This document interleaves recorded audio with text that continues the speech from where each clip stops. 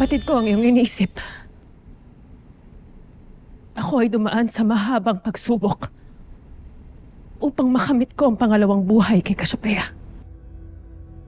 Pinagbigyan ka ni Cassiopeia sa panibagong buhay.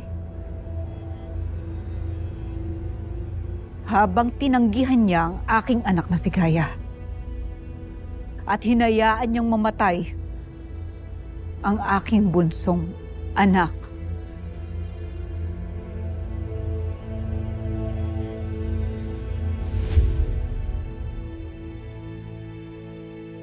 Tunay nga. Tunay ngang may pinapanigan ng bathala. Hindi ito kusang binigay ng Bataluman, kundi aking pinaghihirapan at pinagdusahan.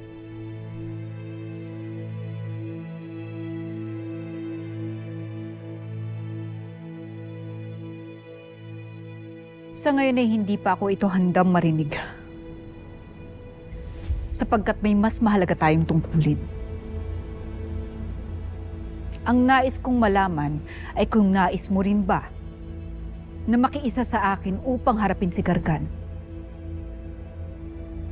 Dahil hindi lamang ito tungkol sa aking anak, kundi upang mailigtas at matulungan natin sina Flamara.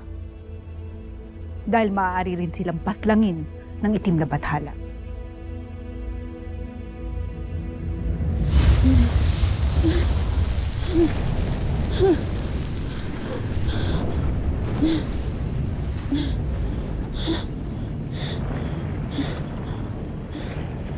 Isinilang na mula sa sinapupunan ng banal na apoy ang isang bagong Pirena.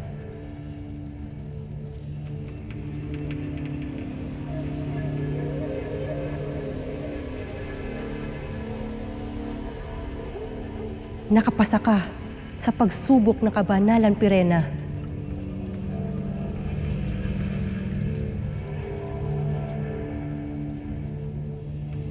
Hindi ka na isang Iftra lamang. Isa ka na uling buhay na dugo at laman.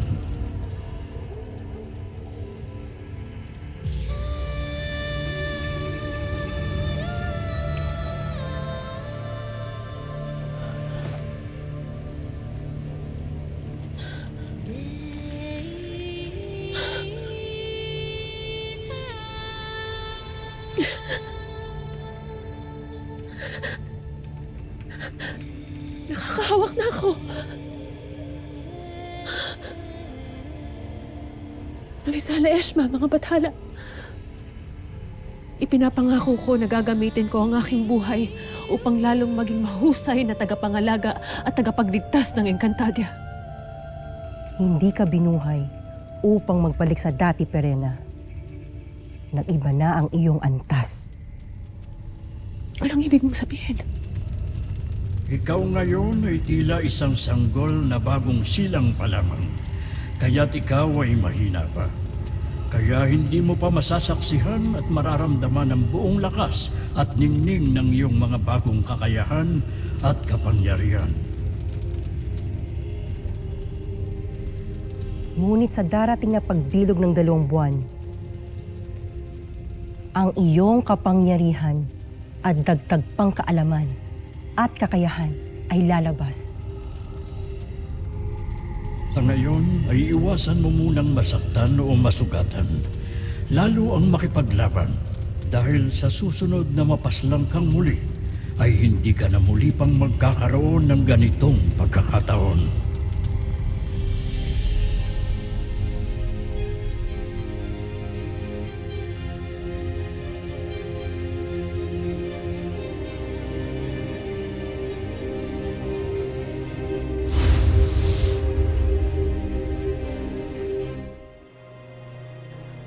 Ngunit, Danaya, Bibiguin mo rin ba uli ako? Gayong hindi lang anak ko, kundi buhay ng anak mo ang nakasalalay dito.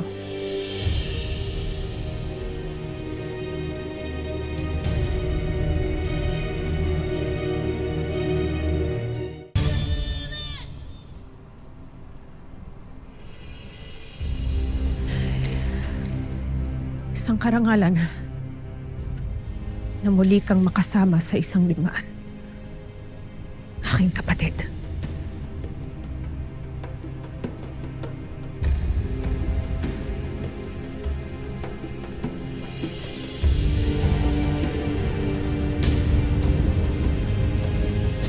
Hindi.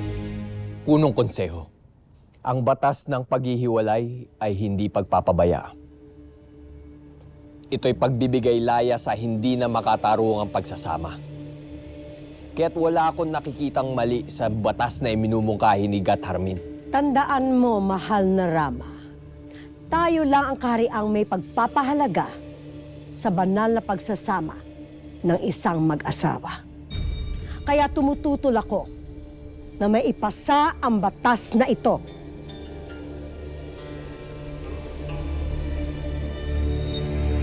Paumanin, mahal na Rama, at sa buong konseho. Ngunit ipinapatawag po kayong lahat ng mahal na Ara. May importante siyang sasabihin sa inyo.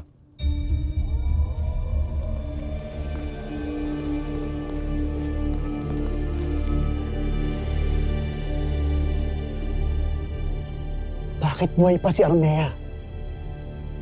Malalaman din natin. Natutuwa ko na umayon si Perena sa iyong nais.